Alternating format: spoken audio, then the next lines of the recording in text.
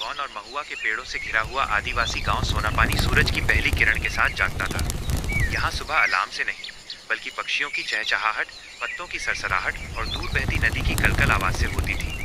यह जंगल सिर्फ हरियाली नहीं था, यही लोगों का घर, मंदिर, बाजार और स्कूल था। भीमा का बचपन भीमा का बचपन जंगल की पगडंडियों पर दौड़ते हुए बीता था। नंगे पांव वो पत्थरों और कांटों पर भी हंसते हुए चल लेता था। उसकी दादी उसे पेड़ों की पहचान सिखाती, कौन सा पेड़ दवा है, कौन सा फल देता है और किस पेड़ को काटना पाप माना जाता है। पेड़ हमारे बड़े हैं, दादी कहती, इनसे इजाजत लेकर ही कुछ लेना। भीमा ने कभी बड़ी किताबें नहीं पढ़ी, लेकिन उसे मौसम की चाल समझ में आती थी। वो बादलों को देखकर बता देता कि बारिश कब होगी और हवा की दिशा से जान लेता कि सर्दी आने वाली है। मेहनत भरी रोजमर्रा की जिंदगी। भीमा के पिता लखमा हर दिन सूरज निकलने से पहले कुल्हाड़ी उठाकर जंगल की ओर जाते। वे उतना ही लकड़ी काटते जितनी जरूरत होती।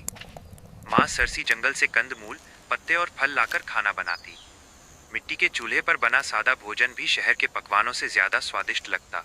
खेती उनकी जिंदगी का आधार थी, लेकिन यह खेती भी प्रकृति के भरोसे थी। कभी अच्छी बारिश होती तो फसल लहला उठती, और कभी सूखा पड़ जाता तो महीनों का संघर्ष शुरू हो जाता। फिर भी गांव में कोई अकेला नहीं भूखा रहता, सब एक दूसरे का हाथ थाम लेते। त्योहार और संस्कृति। सोनापानी में त्योहार बड़े सादे लेकिन दिल से मनाए जाते थे। सरहुल और कर्मा जैसे पर्वों पर पूरा गांव रंग बिरंगे कपड़ों में सज जाता। ढोल और मांदर की थाप पर बच्चे, बूढ़े, महिलाएं सब नाचते। ये नाच खुशी के साथ साथ धन्यवाद था, जंगल, जमीन और भगवान के लिए। रात को आग के चारों ओर बैठकर पुरखों की कहानियां सुनाई जाती। वे कहानियां सिर्फ अतीत नहीं, बल्कि आने वाली पीढ़ियों के लिए सीख थीं। सच, साहस और एकता की सीख। बदलाव की आहट। एक दिन गांव की शांति टूट गई। शहर से आए कुछ लोग चमकदार गाड़ियों में पहुंचे।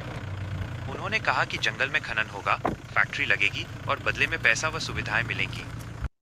कई लोग पहली बार इतने पैसे का नाम सुनकर डर और लालच में पड़ गए। भीमा रात भर सो नहीं पाया। उसने जंगल की ओर देखा, वही जंगल जिसने उसे बड़ा किया था। अगली सुबह पंचायत में वो बोला, अगर जंगल कटेगा तो पानी सूखेगा, पानी सूखेगा तो हम भी सूख जाएंगे। संघर्ष और एकता। संघर्ष शुरू हुआ, कभी दफ्तरों के चक्कर, कभी अधिकारियों से बहस। कई बार डराया भी गया, लेकिन गांव ने हार नहीं मानी। महिलाओं ने आगे बढ़कर जंगल बचाने की शपथ ली। बच्चों ने पेड़ों पर राखी बांधी। बूढ़ों ने कहा, हमने ये धरती अपने पसीने से सींची है। कई महीने बाद सरकार ने जांच बिठाई। आखिरकार फैसला गांव के हक में आया। जंगल बच गया। नई सुबह। संघर्ष के बाद भीमा ने तय किया कि वो बच्चों को पढ़ाएगा,